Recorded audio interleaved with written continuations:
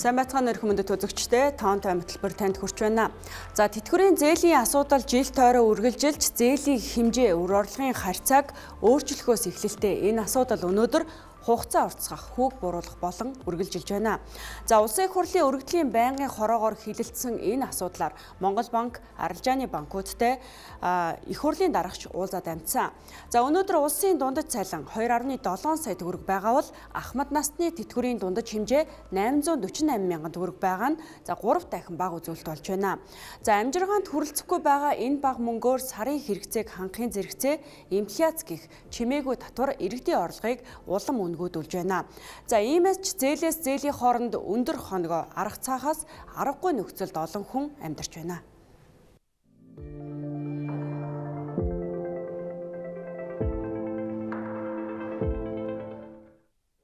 Улсын хурлаас 2020 онд иргэний тэтгэвэр барьцаалсан зээлийн төлбөрийг төрөөс нэг удаа төлөх тухай хуулийг баталж хэрэгжүүлсэн. Үүнтэй холбоотойгоор тухайн оны эцэст 48.6 тэрбум төгрөг хүрч буураад байсан тэтгэврийн зээлийн үлдэгдэл 2022 онд 517.4 тэрбум төгрөг, 2023 онд 1.1 их найт төгрөг, 2024 онд 1.6 их найт төгрөг, энэ оны 9 сарын байдлаар 2.3 их найт төгрөгт хүрчээ. Харин энэ оны 10 сарын байдлаар тэтгэврийн зээлийн үлдэгдэл 2.4 их найт төгрөгт хүрч тэтгэвэр авч байгаа 2 хүн дутмын нэг нь буюу 294.4 мянган хүн зээл авсан байна. Тэтгэврийн зээлийн дийлэнхийг буюу 65.1%-ийг Хаан банк олгосон бол 13%-ийг Төрийн банк, 10.8%-ийг Голомт банк, 10.1%-ийг Худалдаа хөгжлийн банк, 1.1%-ийг Капитрон банк гэд 5 банк өнөөдөр тэтгэврийн зээл олгож байна. Тэтгэврийн зээлийн нөхцөлийн хувьд нэг зээлдэгчид ноогдох дундаж зээлийн хэмжээ 8.1 сая төгрөг байгаа бол зээлийн сарын төлбөрт дунджаар 705 мянган төгрөг төлж 17.7% хүүтэй 16.7 сарын хугацаатайгаар авч байна. Тэтгэврийн зээлтэй холбоотой зохицуултуудыг анх энэ оны 3 сард гэр бүл нийгмийн хамгаалал хөгжлийн яамнаас Төв банкнд хүсэлт ирүүлсэн. Хүсэлтээр тухайн тэтгэврийн зээл авж байгаа иргэний амжиргааны доод зээлээ төлөөд үлдэж байгаа төлбөр нь амжиргааныхын доод түвшин хангах хэмжээнд байлгаж өгөөч гэдэг хүсэлтийг бол тухайн үед тавьсан. Яг гэр бүл нийгмийн хамгааллын яамнаас ирүүлсэн хүсэлтийн дагуу Төв банк хуралдаад шийдвэр гаргасан. Түүний дараа холбогдох одоо нэр бүхий улсын хурлын гишүүд энэ асуудал чинь амьдралд нийцэхгүй байна. Энийг та бүхэн эргэж харах боломжтой юу гэдэг хүсэлтийг бол гаргасан. Үүний дагуу гэр бүл нийгмийн хамгааллын яамнаас дахиад Төв банкнд энэ тавьсан хүсэлтэд болио гэдэг хүсэлтийг буцаагаад тавьсан. Төв банкны мөнгөний бодлогын хуралдаад дахиад угаасаа зохицуулж байгаа засгийн газрын зүгээс ийм асуултлаа тавьж байгаа бол буцаагаад энэ зохицуултуудыг бүгдийг буцаагаад цуцлсан. Буцааж цуцлаад тэтгэврийн зээлтэй холбоотой ямар нэгэн зохицуулт юусоо байхгүй болсон. Энэ дээр бол өрөө орлогын харьцаа юусоо мөрдүүлээгүй байгаад байгаа. Хугацаан дээр нь ямар нэгэн хязгаарлалт юусоо тавиагүй байгаад байгаа. Одоо хүчин төгөлтөр байгаа журмаар бол ердийн нөхцөлтэй хэрэглээний зээлийн өрөө орлогын харьцаа 50-50 байгаа. Тэтгэврийн зээлд бол ямар ч хязгаарлалт байхгүй. За төрөөс тэтгэврийн зээлийн асуудлаар Төв банкны хараат бус байдалд удаа дараа халдаж бодлого шийдвэр нь нөлөөлж байснаа дамжирч хадгаламж эзэмшигчээс татсан их усврийнхээ эрсдлийг тооцож олгож байгаа арилжааны банкуудын бүтээгдэхүүн үйл ажиллагаанд төр оролцож байгааг эдийн засагчид шүүмжилж байна. За угтаа тэтгэврийн зээлийн хүү хугацаанд асуудал байгаа биш, тэтгэврийн хэмжээ бага байгаад бүх учир байгаа юм а. За хугацааг 36 сард хүргэлээгээд ахмадуудын амьдрал сайжрахгүй, эсвэргээрээ урт хугацааны өрийн дарамт үргэлжлэх нөхцөлд хүрэх юм а. За тэтгэврийн зээлдэгчдийн орлогыг нь аваад үзвэл дунд зээлэгчийн хувьд 859 мянган төгрөгийн тэтгэвэр авч байгаа бол за хамгийн бага орлоготой иргэдийн хувьд 572 мянган төгрөг, за харин хамгийн их орлоготой иргэдийн хувьд 1.3 сая төгрөгийн тэтгэвэртэй байна. За зээл авснаас өнөөдөр орлогынхоо 83%-ийг сар бүр ахмадууд эргэн төлөлтөө төлж үлдсэн 17%-аар нь амьдарч байна. За нийт зээлдэгчдийн 70 орчим хувь нь тэтгэврийнхаа 90-ээс дээш хувийг сарын зээлийн эргэн төлөлтөө өгч байгаа бол 45 мянган настан 100% тэтгэврээ өгч нэг ч төгрөг авахгүйгээр ямар ч орлогогүй жил гарan амьдрах нөхцөлд өнөөдөр хүрсэн байна. Бид нар өнөөдрийн тэтгэвэр авахчдын нөхцөл байдлаа ойлгож байгаа боловч энэ зөвхөн зээлийн хугацааг тойрч ирээд энэ асуудлыг шийдэх ямар ч боломжгүй гэж би хувьдаа харж байгаа. Учир нь өнөөдөр тэтгэврийн авахчид маань дийлэнх нь 500 гаруй мянган тэтгэврийн авахчид маань дийлэнх нь бага орлоготой, бага тэтгэврээ авдаг, орлогын түвшин хүрэлцээгүй байдлаас болоод энэ асуудал хөндөгдөж байгаа гэдгийг бид ойлгох хэрэгтэй. Яагаад Монгол улсын ахмадууд, Монгол улсын тэтгэврт гарсан иргэд маань өнөөдөр ядуурл руу ордог вэ гэдэг энэ тогтолцооны суурийг нь бид харах хэрэгтэй. Тэгэхгүйгээр өнөөдөр яг энэ бол эмч багш нарын цалин нэг удаа нэмсэнтэй л адилхан асуудал болно. Тийм учраас энэ суурьаар нь хараасаа гэж хүсэж байгаа юм. Зээл аваа заавал ингээд ам зогоох ёстой юу л гэдэг асуудал байгаа байхгүй. Тэгэхээр өнөөдөр ч нөгөө ахмадууд нийт цалингийн 30%-аар 30-аас 40%-аар тэтгэврт гарч байгаа. Сарын одоо цалингийн 30-аас 40%-тэй тэнцэх. Тэгэхээр энэ өнөөдрийн яг одоо худалдаа авах чадвар юм буурсан байгаа нөхцөлд бол амжиргаанд нь хүрэхгүй байна гэдэг л гол үндэслэл байгаа.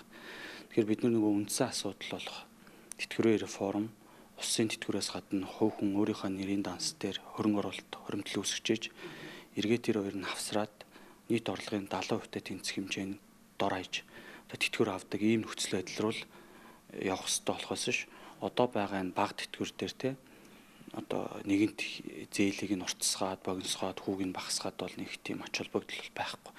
Энэ дээр бол нэг 10-20 мянган төгрөг нийл зөрүүнүүд яригдаад байгаа шүү дээ яг үнэндээ. Тэгэхээр энийг аягүй сайн ойлгосоо л гэж хүсэж байна.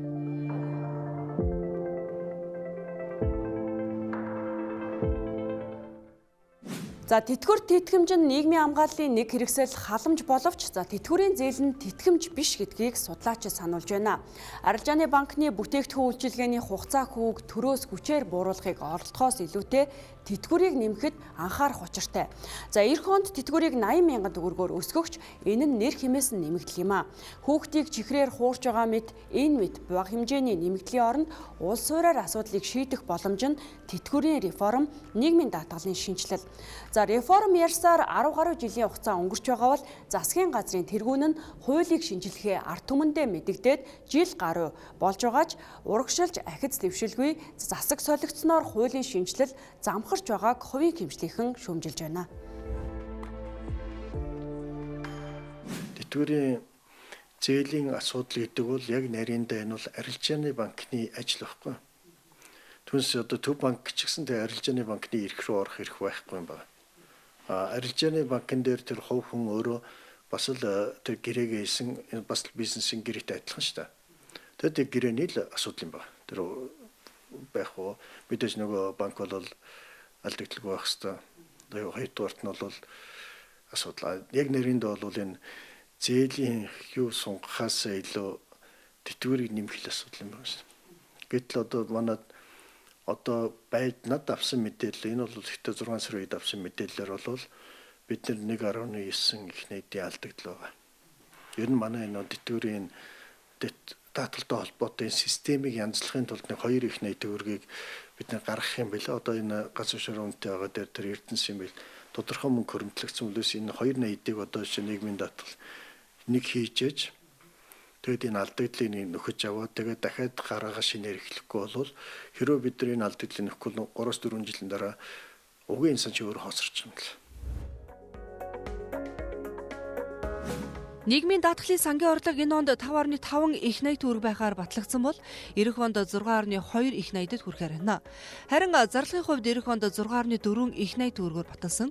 Орлогоос авсан зарлагыг төсвөөс татаас өгөх замаар шийдвэрлэж 1.5 их найдаар татаас хэмжигдэж байна. Нийгмийн даатгалын сан алдагдaltaй байгаад тэтгэврийн даатгалын сан гол нөлөөг үзүүлдэг. Энэ оны 11 сарын байдлаар орлого 3.7 их найд байгаа бол зарлага 4.9 их найд төгрөгт хүрч тэтгэврийн даатгалын сангийн алдагдал 1.2 их найд төгрөгт хүрчээ. Жил бүр энэ алдагдлыг төсвөөс татаас хэлбэрээр нөхөж ирсэн бөгөөд 2018 онд 594.9 тэрбум төгрөг байсан татаасыг хэмжээ 2025 онд 1.4 их найд төгрөгт хүрч 2026 онд энэ оны хэмжээнд хадгалахаар зарцаасан. Цаашид тэтгэврийн даатгалын сангийн алдагдал улам нэмэгдэж, тэтгэврийн сан тогтолцооны хувьд хүндрэх нөхцөл үүсхийг эдийн засагчид анхааруулж байна. Өнөөдөр энэ тэтгэвэр авч байгаа хүмүүсийг ядуурлагүй байлгах дунд урт хугацааны сонголтыг бид хийх хэрэгтэй. Тэр нь бол яхахгүй тэтгэврийн өгцөн өөрчлөлт буюу реформ. Энэ өнөөдрийн энэ хуваарлтын тогтолцооноос бид хуримтлалын тогтолцоор шилжээгээд 10 орчим жил ярьж байна. За анх ярьснаас хойш бол өнөөдрийг хүртэл 25 жил өнгөрч байна. Дарвтаа шинжилгээ хийгдсэнгүй. За өмнө нь тэтгэврийн багц хууль, нийгмийн даатгалын багц хууль дээр хувийн тэтгэврийн нэмэлт даатгалын тухай хуулийг оруулсан боловч зөвхөн тухай хуулийг баталгүйгээр авч үлдсэн байдаг. За одоо салбарын яамны зүгээс бол яг энэ тал дээр санаачлаг гаргаад хуулийг батлуулахаар ажиллаж байгаа. Тийм болохоор энэ хуулийг л бид батлах хэрэгтэй. Хуримтлалын тогтолцоор шилжихгүйгээр бид тэтгэврт гарч байгаа иргэдээ орлогын дороотлоос хамгаалах, ядуурлаас хамгаалах энэ бодит нөхцөл байдлыг үүсгэж чадахгүй. Тийм болохоор ер нь яаралтай хийх ёстой зүйл бол тэтгэврийн өөрчлөлт. Баялагын сан гэж нэг 19 оны үндсэн хуулийн нэмэлтээр нэг сантай боллоо шүү дээ. Хэрвээ энэ санг яах гэж байлгаж байгаа. Мэдээж ирээдүйд ингээд илүү гарсан татвараас бусад одоос ч энэ ашиг. Гэвтэл энэ санг нэг удаа юм ялангуяа энэ систем өөрчилж байгаа. Энэ даатгалын яхахгүй алдагдлалд орсон нэг удаа тэглэхэд ашиглаж болно. Харин дараа нь бол энэ өөрөө өөрийгөө авч явдаг механизм бид нар зөв систем болж хийх хэрэгтэй. Одоо хувийн даатгалуудыг оруулж ирэх.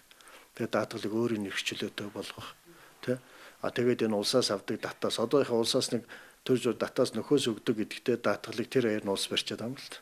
Үндсэс даатгалын зарим нэг төрөлд бол шин life insurance гэдэг одоо шин компаниуд гараад ирсэн байгаа шүү дээ. Тэд нар бол тодорхой хэмжээний иргэдтэй тохиролцоо тэгээд өндөр тэтгэврээ буцаагаад тэр тэтгэврийн өндрөө гаргах.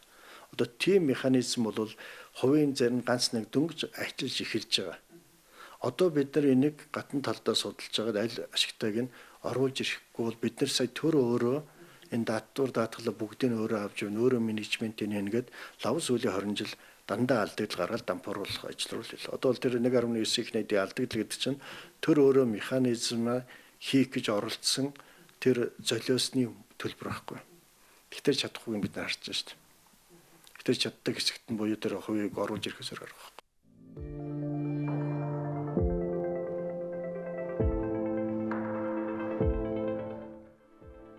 За хэрвээ тэтгэврийн даатгалын шинжилгээг нээн даруй хийхгүй бол улсын төсвөөс тэтгэврийн даатгалын санд өгөх татаас жил бүр ойролцоогоор 400 гаруй тэрбум төгрөгөөр өсөж за 2030 он гэхэд энэ санхүүжилт дотоодын нийт бүтээгдэхүүн эзлэх хувь хэмжээ 3.2% хүрч төсөв энэ ачааллыг даахаа болох судалгааны үр дүнгууд гарсан. За гэтэл хуулийн шинжилэл гацаж улс төрчид тэтгэврийн реформ биш зээлийн асуудалд анхаарлаа хандуулж байна. Нийгмийн даатгал тэтгэврийг шинжлэх хүрээнд төвшин нарын 30-аад улсын хурлын гишүүдийн нийгмийн даатгалын ерөнхий хуульд нэмэлт өөрчлөлт оруулах тухай хуулийн төсөл улсын хурлд өргөн баригдсан ч одоо хүртэл хэлцээгүй. За үүнээс гадна засгийн газрын зүгээс хувийн нэмэлт тэтгэврийн тухай хуулийн төслийг боловсруулж улсын хурлд өргөн мэдүүлэхийг дэмжлээ гэж мэдэгдээд 5 сар болж байгаа хэдий ч өнөөдрийг хүртэл дээрх хуулийн төслүүдийн алийг нь хэлцэх нь бүгд яригдахгүй таг чиг хэвээр байна. Одоо хүмүүс бол зөвхөн бодит байдал дээр нийгмийн даатгалыг бол одоо банкны зээл авах гэж л төлж штэ. Тэ банкнаас нэг зээл авъя гэхээр сүүлийн 6 сар нийгмийн даатгалаа ингээд тасралтгүй төссөн байх ёстой шаардлага тавьчихдаг. Тэгээ ялангуяа санхүүгийн юм харилцаанд орохын тулд яах ёстой гэхээр нөхдүүд бол одоо төлөхөөс өөр аргагүй болж штэ. Тэгэхээр энэ зорилгоор л энэ систем бол ажиллаж байна. Үгүй бол хүн хувь дээр хоримтлал үүсгээд угаасаа явах сонирхол нь асар өндөр байгаа. Тэгэхээр энэ систем чинь банкны зээл авахын тулд торгоо жишүү гэж ихний байдлаар хэлэх гээд байгаа. Хоёрдугаарт энэ эрх баригч нам 2010 оноос хойш намууд эрх баригч нам ч юу байх. Намууд ипотекийн зээл, тэтгэврийн зээл, иймэрхүү юмнуудыг юм сонгуулийн хэрэгсэл болгоод ашиглаа сурчлаа. Тийм учраас яг энэ хүмүүст энэ тэтгэврийн реформ хийх хүсэл эрмэлзэл за дээрээс нь тэтгэврийн угаасаа одоо ахмадуудыг үл залгуулаа байж ах сонирхол байна уу? Ус төрийн үед тийм сонирхол байна уу? Тэгээд сонгуулийн үеэр жоохон карантины усны ээж хааж байгаа юм шиг хаачдаг тий. Ипотек дээр яг тэгдэж шүү дээ. Тэгэхээр ийм хэрэгсэл болго харцсан учраас энэ бол маш хэцүү. Тэгээ ямар ч тийм одоо реформ хийх сонирхол сэдлийн бол эрх ашигт нь нийцэхгүй шүү дээ. За бүр одоо тэтгэврийн реформ ярьж гарч ирсэн учраас улсын хурлын дарга хүртэл одоо тэтгэврийн зээл ирээ явж шүү дээ. Уул нь тэтгэврийн реформоор одоо энэ хүн чинь сүүлийн 8 жил сонгогдож шүү дээ тий. Тэгэхээр энэ талаа харах юм бол яг хуу тэр авч байгаа арга хэмжээнүүд нь бол дандаа тийм одоо үр дүнгийн хувьд бага. Тэгтээ ингээд нэг PR-ын шинжтэй. Тэгээд одоо тийм бага тэтгэврийг одоо өвлүүллэхэд одоо хүнд юу үлдэх юм те. Тэр чинь баг банкны зээлийг хүртэл өгүүлж авч байгаа шүү дээ. Тэгэхээр нэг үндсэн юм руугаа хизээж анхаарахгүй л байна гэж бодоод байна л та. Сая өнгөрсөн жил оюун эрдэнэ ерөнхий сайд байхдаа бол 1 сарын 1-нд зарласан татварын шинжилэл, даатгалын шинжилэл хийнэ гэдэг. Тэгээд өнгөрсөн хаваржингаа маш олон хүмүүсийг цуглуулж, мэдээлэл авч, хоримтлуулад аль алийг баг хуулийн бооцсон шүү дээ. Ер нь бол тэгсэн мөртлөө энэ хуулиа одоо өнөөдөр хүртэл оруулж батлаагүй байна гэдэг нь нэгсэндээ бид нэр дайжигнаад байгаа байхгүй. Нэгэнтээ яах гэж улсаараа бид нар хаваржингаа тэр олон хилцүүлэг явуулсан. Хэдэн 100 мянган тэнд саналаа өгсөн байна. Тэгээ над хуулиудаа одоо оруулаад батлаачтай. Бид тийм л тавьсан. Яг гэвэл наа чи бүгд боогдсон байна. Тэр дотор бол өнөөдрийн татварын өрний гол асуудал бол манай компаниуд нэг тийм татвар өгөхгүй бултаад зүгтаад байгаадаа биш. Татварыг авж байгаа процесс нь өөрөө алдаатай байдаг. Хамгийн наацх нь одоо нэмэгдсэн өртгийн албан татварыг мөнгөн суурьнд оруулаагүй нэгтлэн бодох бүртгэлийн акварел суурьаар явж байгаад орж ирээгүй мөнгөндөө хий татвар төлдөг. Одоо нөөтийн тэр нэг 6-700 тэрбумын өр гэдэг бол яг нарийнда өөрөө орж ирээгүй мөнгөнийхөө төлөө сар болгон тайлангаараа өрөнд орчод байгаа байхгүй. Энийг одоо чинь уг сая нөөтийн хуулийн төсөвтөө орж ирэх байсан. Энэ ч уян хатан болох байсан. Улиралд 5-6 сараар ч юм уу. Тэгээд энэ буцаага тэр мөнгө орж ирсэн үед л тэр нөөтийн дотор авах гэдэг хэлбэрт байсан сая ганцхан залтаас бусдын сая ороогүй. Тэгэхээр одоо нэгэнтээ бидний оюун ухааныг уралдуулад энэ олон хүмүүс санаачлал авсан бол над хуулиудаа батал. Нөгөө талд бол нийгмийн даатгал бас адилхан. Бид нар чинь нийгмийн даатгалтай бас нэлээд олон санд сэтгэлдлүүд аваад энэ дээр хүртэл инх ам олон сайдууд баха одоо нөгөө сайд байх үед нэлээд сайн концепт боогдсон байгаа шүү дээ. Одоо энийг хурдан хийлдэ. 2023 онд баталсан нийгмийн даатгалын багц хуульд нэрийн дансны орлогыг үе шаттай мөнгөжүүлж, хагас хуримтлалд шилжүүлэх, тэтгэврийн хэмжээг жил бүр инфляцтай уялдуулж нэмэх, тэтгэвэр өвлүүлэх зэрэг өөрчлөлтийг хийсэн. Харин энэ удаад тэтгэврийн сангийн алдагдал ачааллыг бууруулахаар тогтолцооны шинжилэл хийхээр их хамгаалан сайдын үед боловсруулсан хуулийн төсөлд тусгасан гэж танилцуулсан. Тэтгэвэр авагчийн орлогын наад захын баталгааг хангах зорилгоор түүний нийгмийн даатгалын шимтгэл төлсөн хугацаанд үндэслэн тооцож олгох мөнгөн хөрөнгийг суурь тэтгэвэр гэж хуульд томьёолон суурь тэтгэврийн 80%-ийг улсын төсөв, 20%-ийг тэтгэврийн даатгалын сангаас гаргах бол тэтгэврийн даатгалын сангаас олгох тэтгэвэр, хувийн нэмэлт тэтгэвэр гэсэн олон давхаргат тогтолцоог бүрдүүлэхээр хуулийн төсөлд тусгаад байсан. Даатгуулагч ажил олгогчдын зүгээс нийгмийн даатгалын шимтгэлийг бууруулахыг хүсдэг. Гэхдээ өнөөдөр төлөх шимтгэлийг бууруулах нь ирээдүйд авах тэтгэврийн хэмжээнд нөлөөлөх учир хувь хэмжээг хасахаас илүү хуримтлалын хэмжээг нэмэгдүүлэх.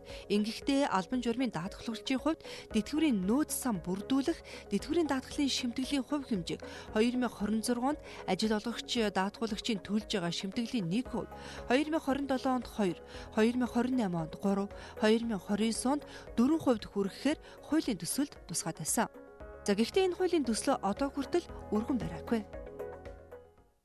Одоо яг бидний хүсэж байгаа буюу нөгөө одоо тэтгэврийн сангаас авж байгаа 17%-аас одоо 1%-ийг юм уу 2%-ийг ядаж хувь хүний нэрийн данс дээр нүүсгээд хөрөнгө оруулалт хийгээ явъя гэдэг энэ үзэл баримтлал бол биелэлээгүй.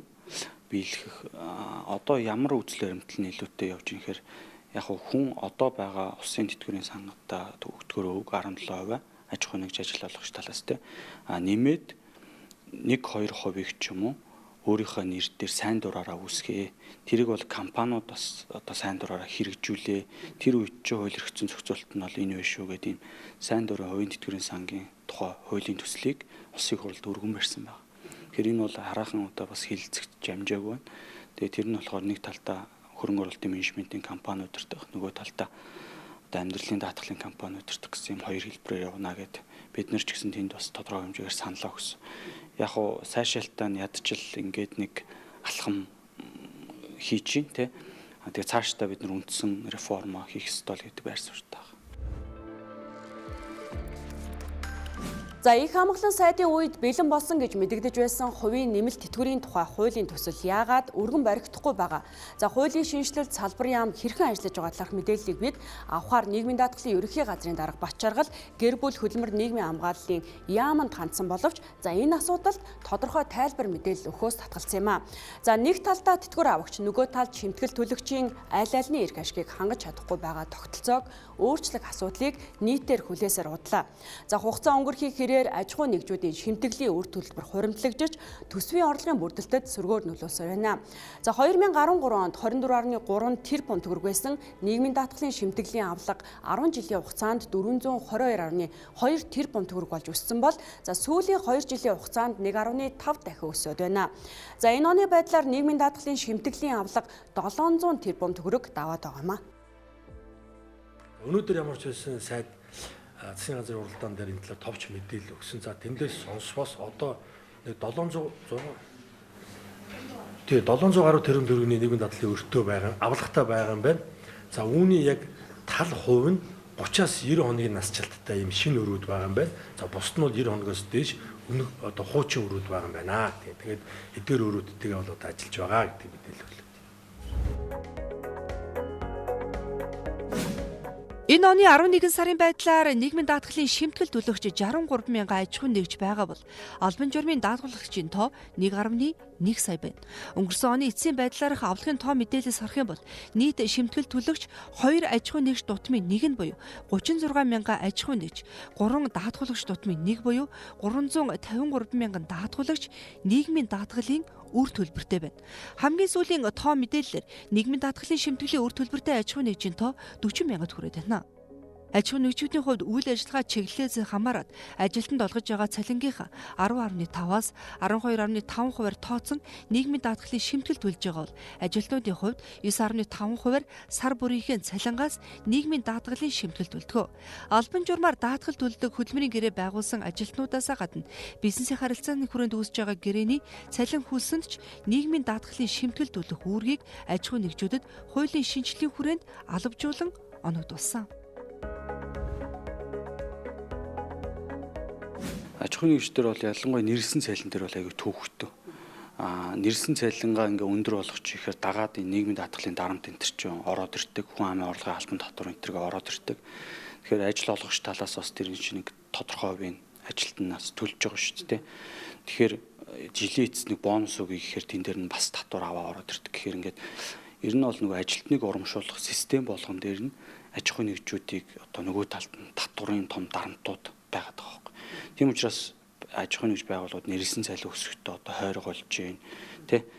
Одоо янз бүрийн цалин урамшуулах өгөхдөө хүртэл одоо тэр дарамтыг бодож гин гэдэг ингээд эн чинь нөгөө одоо яг хувь хүний гар дээр бол бараг 35% татвар нэрсэн цалингаас нь авч байгаа шүү дээ. Нийгмийн даатгалын шимтгэл, хүн амын орлогын албан татвар энэ төрийг хасгаар 35% авч байгаа. Нэмээд инфляци 10% гэдэг юм бол 45%-ийг орлогоос нь шууд болон шууд усаар аваад иргэд бол нэрсэн цалингийнхаа 50%-аар л амьдарч байгаа байхгүй.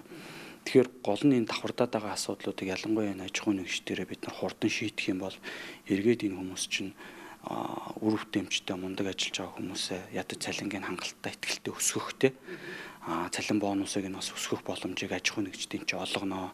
Нийгмийн даатгал ажил олгогч ажилтны хоёулаа төлөөд жишээ нь тэтгэврийн даатгалд 15%-аар төлөөд байгаа боловч нөгөө тэтгэврт гарч байгаа иргэн ажилтан ажил олгогчийн үндсэн зорилго болох нөгөө ажилтныхаа нийгмийн баталгааг хангах, ирээдүйн баталгааг хангах тэр зорилго нь хэрэгжихгүй байгаа учраас өнөөдөр иргэдийн дунд нийгмийн даатгал төлөхөд сэтгэл зүйн хувьд нэлээд хориг ханддаг болцоход байгаа хэрэг.